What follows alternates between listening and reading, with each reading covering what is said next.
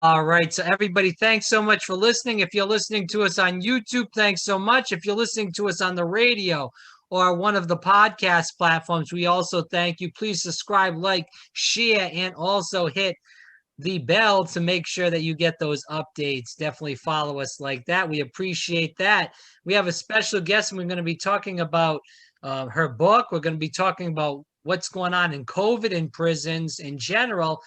This person that we're going to have on, which is Karen Gedney, she is a medical doctor. She's worked in the prisons, so she knows all things prisons. We're also going to get into prison reform too, which is a passion of mine. I know it's a passion of hers also. But regardless of that, Karen, thanks so much for coming on. This should be fun.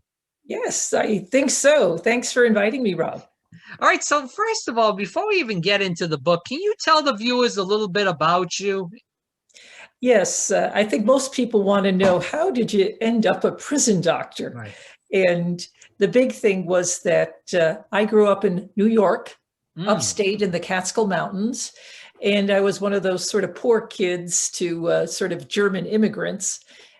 And I had to do everything on scholarships. And one of the scholarships I got was a National Health Corps scholarship, where the key was you would do all your medical training. They would pay for your medical school. And in return, you would work 4 years for them where no other doctor would work. Now, when my time was up in 1987, after my specialty training, they said, hey, we're going to put you in a male prison. And when I signed that contract years ago, I don't even think they ever even thought about prisons in terms of medical care. And most people don't realize that it was only after 1976, we're not talking that long ago, that there was a Supreme Court case, Estelle versus Gamble, that basically put prisons in the position where they had to give inmates access to medical care for a serious medical needs. Prior to that time, you could be in a prison and a warden would say, well, too bad, just die. And there would be no repercussions at all, because prisons were sort of kept from the public view. There were no legal, let's say, spots where you could get in. But once 76 occurred with the Supreme Court, you had to have medical access. And because Nevada, where I'm stationed, couldn't get a doctor because it was too violent in those days, the National Health Corps threw me in the mix. And I had to do 4 years, survived all sorts of things. And then for a variety of reasons, stayed a total of 30 years and turned it into like a calling, a mission. That's how it all happened. So it's really sad. I do want to get more into this. Again, for people that just started listening, and as you know, if you've been watching the interview, you can see in the back the book's title. And this is Karen Gedney. Again, she was in the prisons for 30 years as a medical doctor, and the book's title is 30 Years Behind Bars. Definitely look it up on Amazon or wherever books are sold. As we keep going into this, Karen, my question is, and you worked through the AIDS epidemic, and Yes. obviously we do have a pandemic going on still right now. I know people are shying away from that, but it's still going on, and people are still getting sick and dying. Can you talk about what you feel the similarities and the differences are between the COVID-19 pandemic and the AIDS epidemic? Because some of it sounds somewhat of the same in some ways. Yeah, the big difference between the two is the HIV epidemic was really transmitted by blood and sex. Right, so you don't have this issue of something going with COVID, which is respiratory, where if you look at prisons, in fact, in March of 2000, in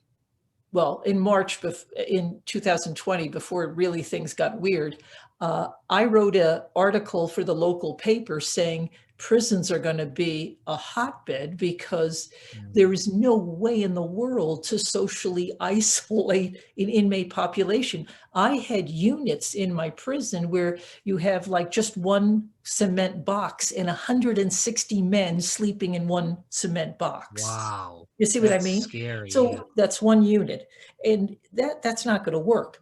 Plus, I had the regional medical facility for the entire state of Nevada. That's a 120-bed hospital. It had 60 medical beds, 60 psych beds. I ran it. There is no way we were almost max full with no pandemic. You see what I mean? Yeah. So that's not going to work for isolation.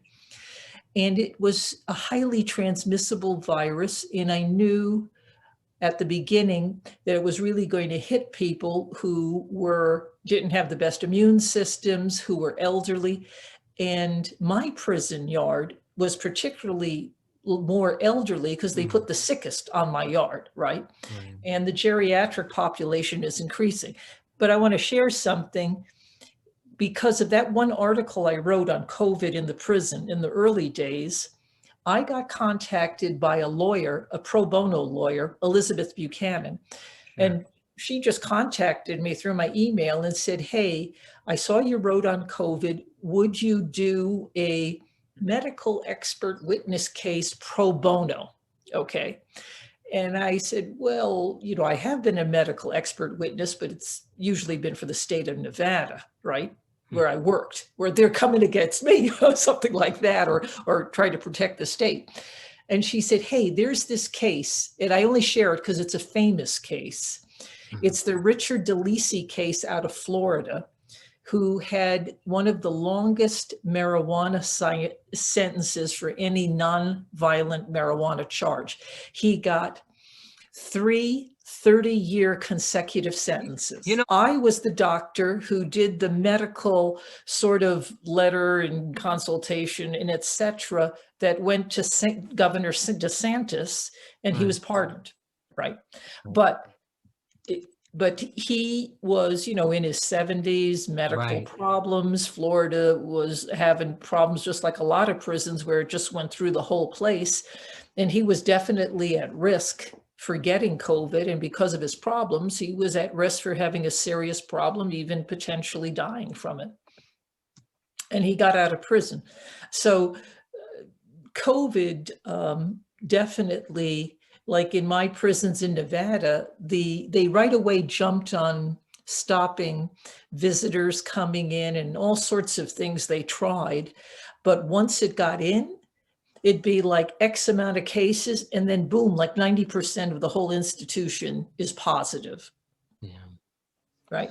And then you'd end up with the problems. Yeah. And, it's interesting where the Center for Disease Control, they basically said, hey, this is a very at-risk population. They should be vaccinated, just like the nursing homes. Hey, these are high-risk populations. You need to vaccinate. People didn't jump up and say, well, why waste vaccines on old people? They're going to just die pretty soon anyway. You know what I mean? It's sort of like, who's at the highest risk? And because you have so many people that are at high risk in one area, people taking care of them, as you said, they go back into the community. Right. And they're just going to transmit it all over the place. Yeah, 30 years. Yeah. How have the prisons changed from when you started working till now? Or have they changed at all? Well, they haven't changed that much because it's like a ship. It takes a lot to pivot them. But what I will say is during my 30-odd years, you really didn't hear that much about prison reform. But in the last couple of years, it's gotten far more attention in terms of people actually talking about bail reform, actually talking in depth about why do we have 4 to 5 times as many people behind bars per capita than any other industrialized country in the world. And why do we have the death penalty when none of the other industrialized countries do? And why do we have more violence than any other industrialized country? This is not in any way keeping us safer. So, and then you have, I find it interesting. I think part of it's social media, because when I started, there wasn't any social media. You see what I mean? Right. And now you're getting celebrities involved. And then once you get celebrities involved, they just have lots of followers and lots of attention. And so you see these things swinging toward the light. But what will be interesting is, to me, how much reform are they going to actually do? Because I talk about holistic prison reform. And what I mean for your audience is that I look at it as a doctor where you have to prevent people from spinning into prison. And there's all different preventions, from the legal and the law side to the problems they have that should be taken care of not in the prison. You Right. know, if they have mental illness or addiction or all these problems, or even like stupid choice making or life skills, you want to load it on the front end. Mhm. Kids who have parents in prison are at very high risk for spinning into prison. I mentor kids at risk who have a parent in prison, and I really am pushing mentoring at risk youth. And that's one prevention. And if people do end up in prison, I feel that the biggest thing is shame and punishment tends not to improve people's character or their life skills or their self-worth or their attachment to other people. And I think if you have them there, then you want to do everything possible that when they leave, they are going to be an asset to society. And that means you need healing and programs and education inside. And when So, they leave, you have to help them reintegrate. right. And for people that are just tuning in, again, we are talking about prison reform, prisons in general. We're talking about Karen Gedney's book, which, if you've been watching, you can see it in the back. Again, 30 years behind bars. So, Karen, let's talk about this as we're veering toward the end of the interview. Karen, I want to go into this. Can you talk a little bit about the procedures you mostly did while you were in the prison? I mean, obviously, it's 30 years. Yeah. You've probably done every procedure in the book in that amount of time, but what were the main procedures that you were doing throughout that time of 30 years? Well, I'm a little unique in terms of my training with internal medicine. I actually did all the chemotherapy for the entire state. Wow. Okay, that's very, very different than the average, because in the outside world, or almost, I would say probably every prison in the US besides maybe my state, they would send cancer patients to an oncologist to do the chemotherapy. It just happened that when my training included a lot of oncology. And when I started in the prison, I also had like an excellent chemotherapy nurse. And we ended up doing all the chemo. And I would sit on the cancer tumor board for the local hospital. So I was in direct contact with them. But that saved the state a ton of money, because I, let's say, got all the instructions for the correct chemo, but we did it inside the prison. The other thing we did inside the prison, because Nevada is not a humongous population state, we did all the dialysis. We had 5 dialysis chairs running like 3 shifts. So all the sickest guys with dialysis were sent to me. And I did all the HIV care in the early days in terms of Wow. knowing, all those drugs. And then it was the hepatitis C, and that was a nightmare because of the cost of the drugs and, the prison in terms of how much they would spend on the drugs. Most people, and I talked about this in the early days when the hepatitis C drugs were running over $100,000 just for one guy. And we did let's say a baby study in our prison with the state health department. And it showed literally that 1 out of 4 guys in my system had hepatitis C. So if you're going to spend over $100,000 on each, it's impossible. You see what I mean? Absolutely impossible. So that creates a whole different kind of problem. Working in the prison for 30 years, how do you feel like that treatment is between races, black, white, Hispanic, Native American, Asian? Well, it has to do with who's in leadership in terms of how they're treated. But what I found is that if individuals were a racial minority, or they were poor, or they Yeah. were mentally ill or undereducated, they were screwed. I mean, this is the problem with our criminal justice system. It's not fair. But once they're on the inside of the prison, if you have what I call the good old boy system, which my state did definitely have in the early days, especially, there were definitely, let's say, custody who were racists. And standing up to them was not easy. So we're But one of talking about the, sorry to interrupt you, Karen. yeah, We're talking about the prison guards, the yeah. warden. Who are we talking about? All the Oh, whole. we're talking from the top on down. Okay. Yeah, from the top on down. But I will say that I actually brought my husband in as a speaker for Martin Luther King Day on the early days. And my husband was like I said, he was Black, but he also had been a platoon leader in Vietnam. And there Yeah. was another custody officer who had been a Navy SEAL Vietnam guy, a custody officer. And the two of them formed the first incarcerated Vietnam veterans chapter on the prison yard. And the only reason it occurred was because the prison director had survived Hamburger Hill in Vietnam. You see what I mean? So it was a confluence of vets. And when my husband came in and helped set up that, and then he became a teacher in the college program and became a teacher in my program,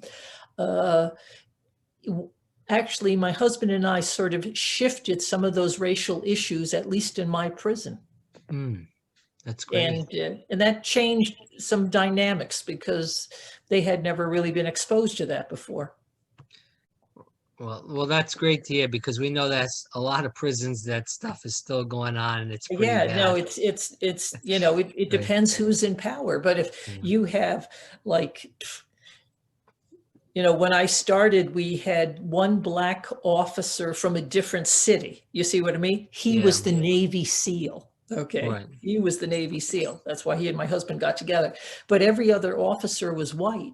But you're taking care of a population on the inside of the prison where 1 out of 4 are Black. And then you have the Latino and the Native American Indians, and you have a significant minority population in the prison, but you don't have any representation in the custody officers.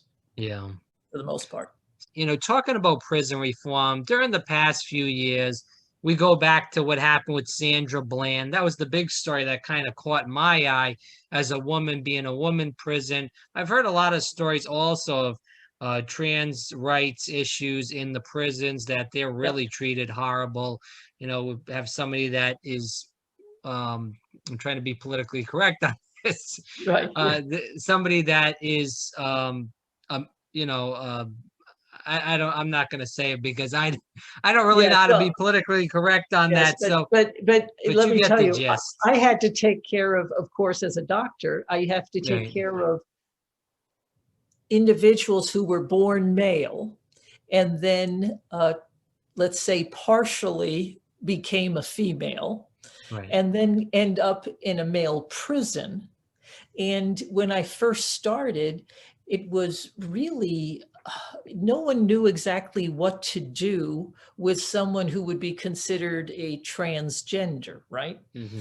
And then the prison policy was you house people based on their plumbing, okay, on their genitalia.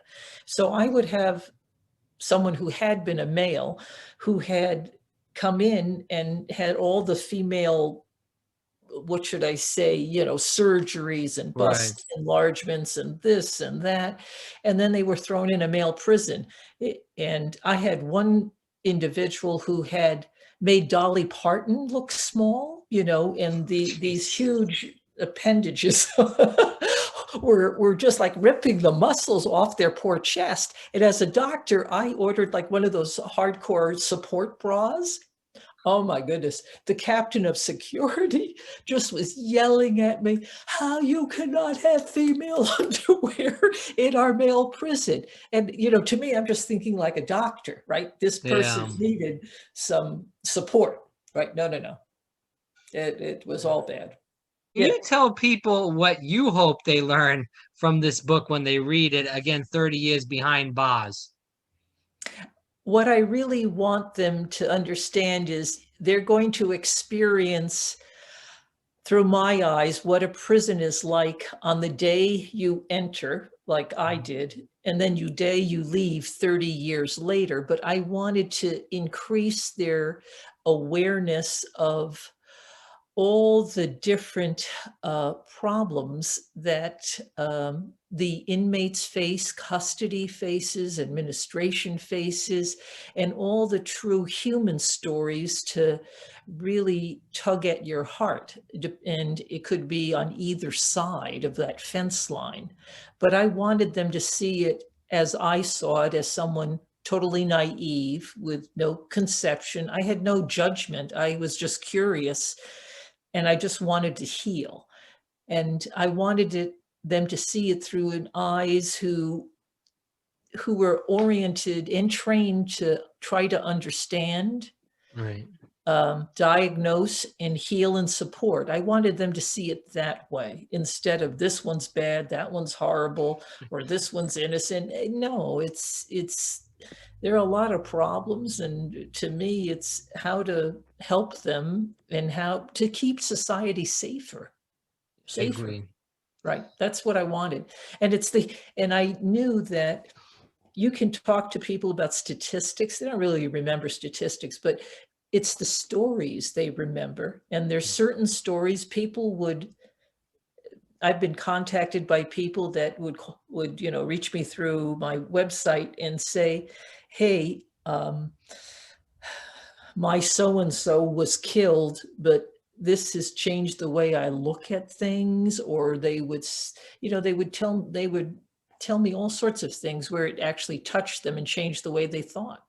That's what I wanted to do. Well, I'll tell you, it was really great talking to you, Karen. I really appreciate your time. And not only that, I appreciate the stories that you told. And I know when the listeners hear this, they will also. Again, Karen Gedney, again, the book, as you saw in the background, it's 30 Yeah. years behind bars. Definitely buy it. And Karen, they can get it at where all books are sold, correct? Well, it's the best thing is really to go through Amazon because not all independent bookstores will have it, So Right. just go through Amazon or go through my website is the best way. And what is the website? It's discoverdrg.com. Okay, discoverdrg.com. Again, Yes. Karen Gedney, 30 years behind bars. Karen, thanks so much for your time. I greatly appreciate it. Well, this was great talking to you, Rob, and I like looking at your background of the ocean and the palm trees. I wish I was there too. I know.